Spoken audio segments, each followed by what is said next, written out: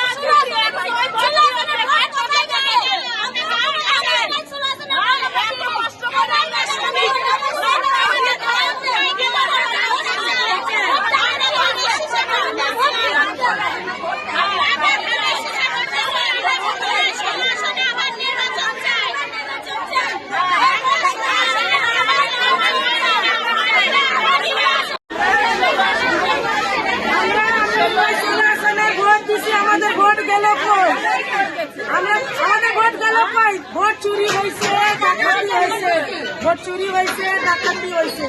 আমরা চলে আসেন ঢাকা আমিনুল ভাই নির্বাচন আবার পুনর্নির্বাচন চাই।